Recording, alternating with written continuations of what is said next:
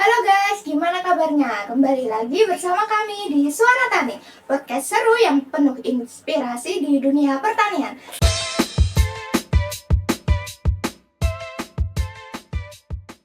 Halo, kenalin, aku Alia dari PKP Angkatan 2023. Di sini kita akan melaksanakan podcast yang seru nih bersama siapa ya? Kira-kira ada yang tahu nggak?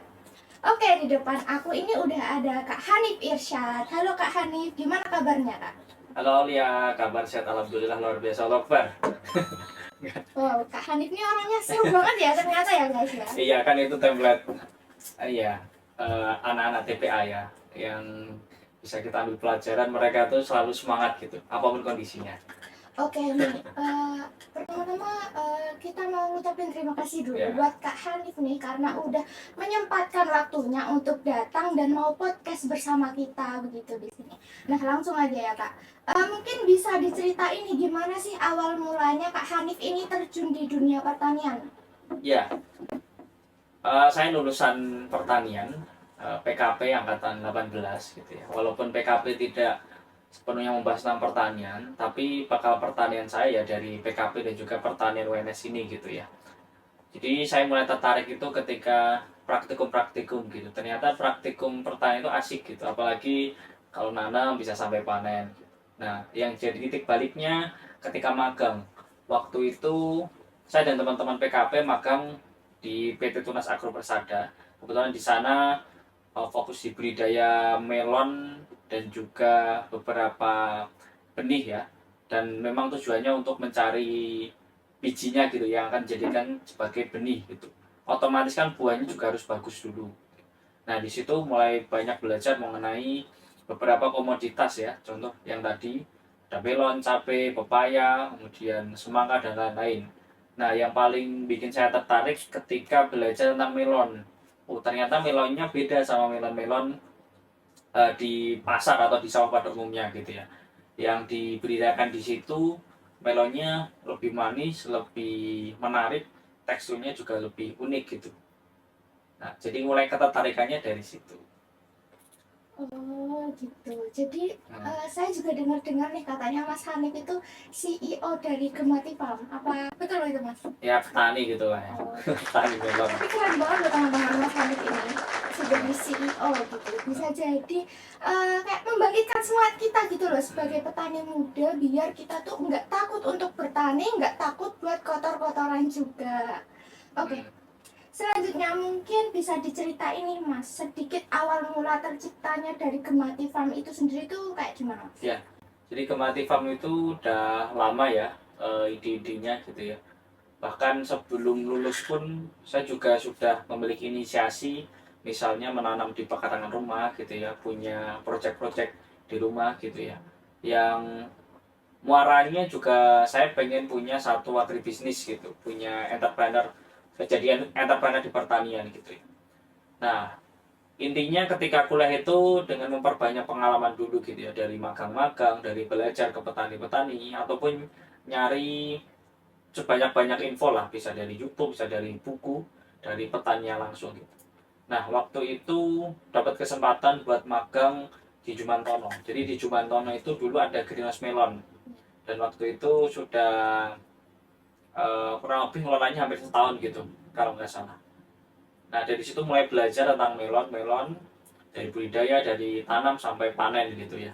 Dan itu sebagai bekal ketika nanti dapat kesempatan buat punya greenhouse sendiri gitu ya.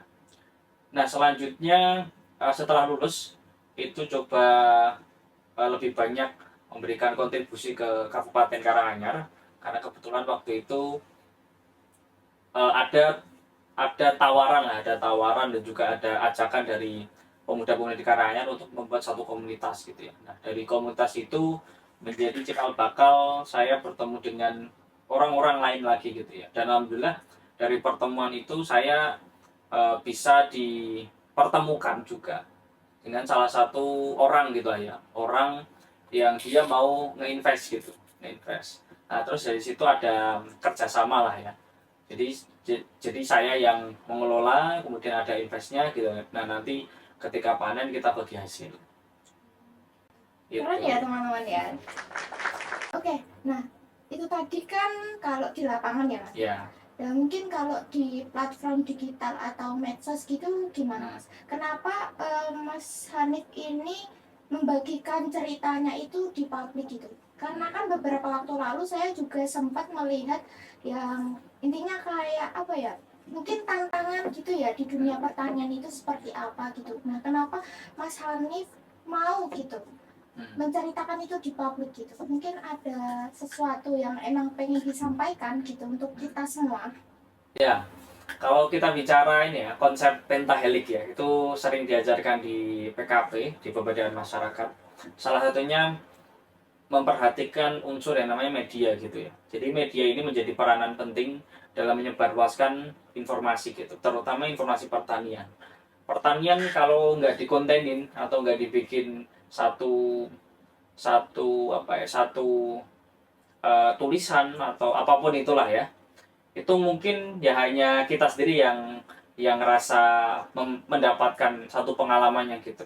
Tapi ketika sudah dikontenin, artinya kita punya niatan untuk berbagi cerita, berbagi pengalaman kepada orang lain gitu. Dan itu yang memotivasi saya, kenapa saya aktif di media sosial gitu, terutama di Twitter ya.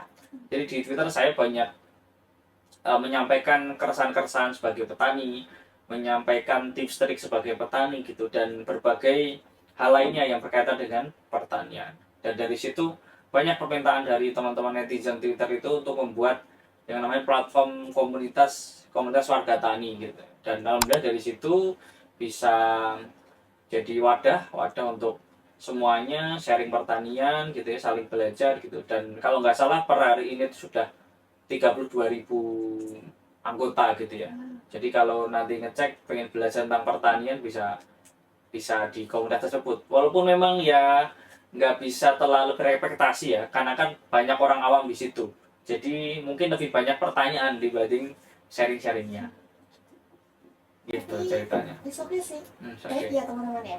Oke, ngomongin tips dan trik nih Mas. Mungkin ada sedikit tips and trik dari Mas Hani buat kita nih para Gen Z yang mau mengawali apa ya dunia bertani gitu. Mungkin Ya. bisa Mas disampaikan?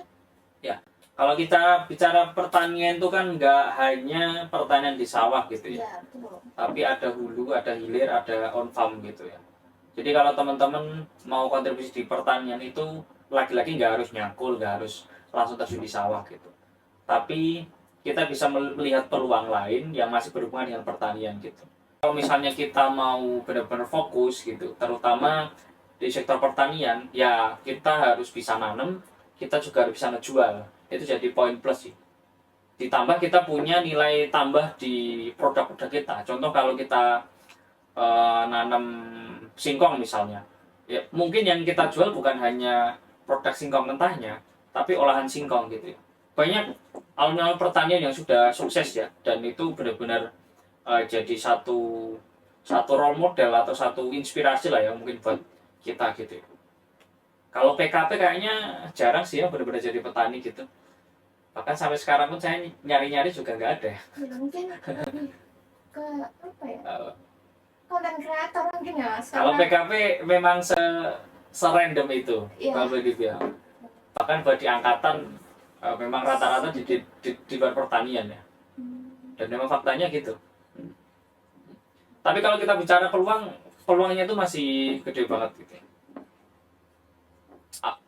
Kalau kalau kuat ya gitu. Kalau kuat tuh selama manusia belum bisa makan batu, plastik, besi, kaca, maka sampai saat itu pertanian akan tetap dibutuhkan. keren sekali ya teman-teman dari tips and trick dan sedikit push dari Mas Hanif tadi. Oke nih Mas, mungkin kan dalam sebuah perjalanan dan sampai Mas Hanif tadi alhamdulillah bisa jadi CEO di Gemati Farm, mungkin ada sedikit atau tantangan begitu ya Mas dalam membangun sebuah perusahaan atau ya seperti di sektor pertanian tadi, mungkin bisa diceritakan Mas tantangan apa gitu? Tantangan pasti ada ya, karena kalau kita bicara bisnis tuh nggak mungkin bukan tanpa masalah gitu ya. Kalau di budidaya tentu bagaimana kita bisa menjaga kualitas produknya gitu ya. Kemudian dari segi keberlanjutan yang namanya inovasi itu jadi bagian penting gitu.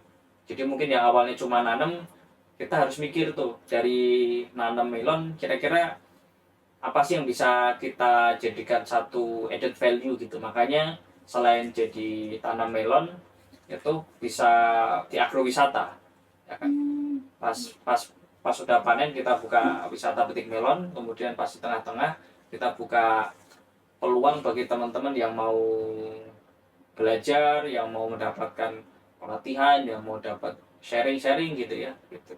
Jadi kalau bisa boleh dibilang tuh Gemati Farm tuh jadi satu holding ya, atau jadi satu wadah. Selain budidaya melon, ada juga agrowisata, ada juga pelatihan, ada juga satu lagi komunitas gitu ya. Jadi harapannya Gemati Farm tuh jadi inisiator komunitas petani muda yang ada di Kabupaten Karanganyar. Ya. Nah, harapan dari Mas Hanif buat teman-teman Gen Z nih yang masih takut bertani itu kira-kira apa, Mas? Ya. Takut tuh karena apa sih? Kalau menurut saya sih karena mungkin pertama gengsi, yang kedua juga kan yang dilihat dari sekarang ini tuh kayak apa sih, petani cuma kayak gitu, jijik lah, kotor lah, begitu kan ya Mas. Kayak anak muda sekarang tuh pengennya yang ya udah kerja kantoran, enak, nggak panas, nggak capek kayak gitu. Nah mungkin itu sih kalau menurut saya pribadi Ya. gitu. Nah ini kebetulan mau sharing juga ya, sharing topik skripsi yang waktu saya angkat. Jadi terima kasih kepada Bu Sum, Pak Gi, dan Pak Widi gitu karena sudah membantu membimbing ya dalam penyelesaian skripsi gitu. Jadi waktu itu kita membahas mengenai persepsi pemuda terhadap pekerjaan sebagai petani. Nah itu saya coba bedah menjadi alasan-alasan kenapa pemuda enggan menjadi petani gitu. Kemudian akhirnya mendapatkan 5 ya. Pertama resiko pekerjaan. Yang pertama besar pendapatan gitu ya. Karena pendapatan sebagai petani itu nggak pasti. Kenapa ngelihatnya gitu? Karena yang dilihat adalah petani-petani sekarang dari orang-orang tuanya gitu ya. Mungkin akan berbeda ketika mereka melihat petani jadi satu sektor yang menguntungkan gitu. Tapi memang realitanya kan di sekitar kita masih banyak yang belum sejahtera gitu petani. Maka di besar pendapatan ini jadi faktor yang paling kuat kenapa anak-anak muda enggan menjadi petani. Yang kedua resiko usaha. Petani kan bisnis ya, bisnis. Bisa dibilang high risk high return gitu. Jadi makin besar yang didapat, tapi resikonya juga makin besar gitu. Dan memang realitanya seperti itu. Karena cuacanya nggak menentu misalnya, kemudian kualitas benihnya nggak bagus, pupuknya juga nggak bisa dapat terus gitu ya, akhirnya hasilnya pun juga nggak maksimal. Pun itu juga yang saya alami gitu ya, bahwasanya hasil itu nggak akan 100% bagus terus. Nah makanya resiko usaha ini jadi satu faktor lain. Yang ketiga lingkungan pekerjaan ya, betul yang Aulia sampaikan tadi, ya pemuda tentu milih kerja yang di kantoran gini asinan gitu ya, nggak keringetan, nggak panas. Dan rata-rata petani kan sekarang ya tetap di panasan kerja dan sebagainya. Ya akhirnya lebih memilih sesuatu yang membuat mereka nyaman, nggak capek dan sebagainya. Yang keempat kaitannya sama prestasi sosial. Banyak yang masih menganggap jadi petani itu nggak menguntungkan, sehingga mereka juga enggan mau jadi petani gitu. Mungkin akan berbeda ketika besar pendapatannya sudah diperbaiki, sehingga prestasi sosial ini akan meningkat. Walaupun prestasi sosial ini itu sebetulnya cukup positif kalau dilihat dari kacamata masyarakat gitu ya. Karena ya nggak banyak gitu yang mau mengambil jalan sebagai petani ini, malah bahkan diapresiasi gitu. Tapi kan realitanya nggak sepositif itu ya, masih masih minim gitu ya dukungan kepada petani. Yang kelima kesempatan pengembangan karir gitu. Jadi kalau kita bicara sebagai petani, paling karirnya ya cuma nanam gitu. Kalau misalnya di perusahaan gitu mungkin ada peningkatan karir gitu, ada peningkatan gaji gitu. Kalau di petani pure karena bisnis, jadi dari kitanya sendiri yang memang harus berani untuk meningkatkan pengembangan karirnya itu. Gitu. Itu dari apa namanya alasannya ya. Kemudian kalau kita bicara strateginya cukup panjang sebetulnya. Tapi kalau boleh dibilang kata kuncinya adalah karena kita melihatnya yang negatif-negatif gitu. Padahal petani yang sukses itu ada banyak. Tapi lagi-lagi karena kita melihatnya yang negatif, akhirnya kita jadi enggan gitu untuk benar-benar memperdalam pertanian. Nah, salah satunya adalah kita tuh harus sering-sering lihat konten-konten pertanian yang positif gitu, sehingga kita punya motivasi untuk mau menjadi petani. Dan itu yang saya lakukan dulu. Jadi tiap hari kayak nonton uh, keberhasilan pertanian gitu ya, dan lain sebagainya. Yang selanjutnya, kalau misalnya dari kampus sebetulnya bisa didorong misalnya mengadakan pameran pameran produk hasil pertanian yang itu ditanam oleh mahasiswa pertanian sendiri gitu, sehingga mereka pun juga terdorong untuk bertani, untuk pelan-pelan lah ya praktek. Karena kalau hanya mengandalkan praktek di lab di Jumantono gitu tentu akan sangat kurang, perlu praktek-praktek mandiri yang harus dilakukan. Atau kalau kaitannya sama pemerintah, tentu harus memperbanyak pelatihan-pelatihan dan pendampingan ya.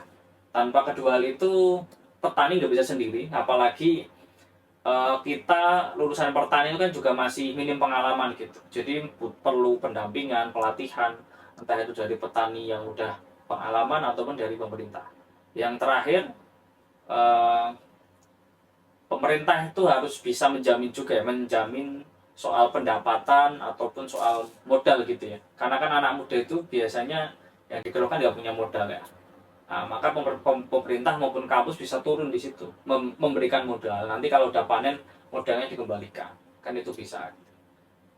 Ya kurang lebih itu yang saya tulis dalam skripsinya, dan itu yang melatar belakangi ini ya, saya bikin satu buku ya, yang salah satu isinya adalah membahas mengenai pertanian di Indonesia dan strategi menumbuhkan petani muda. Nah, oke guys, itu tadi sedikit sharing-sharing dari Mas Hanif ya mungkin. Karena dirasa juga sudah terlalu lama ya kita berbincang-bincang. Nah, mungkin dari podcast-podcast tadi teman-teman bisa ngambil sisi positifnya, dan yang penting kita sebagai generasi muda, terutama Gen Z gitu ya, kita nggak boleh takut bertani guys. Karena di sini sudah ada contoh atau panutan kita nih kayak Mas Hanif yang bisa sukses gitu loh membangun pertanian di era yang mungkin penuh tantangan ini gitu.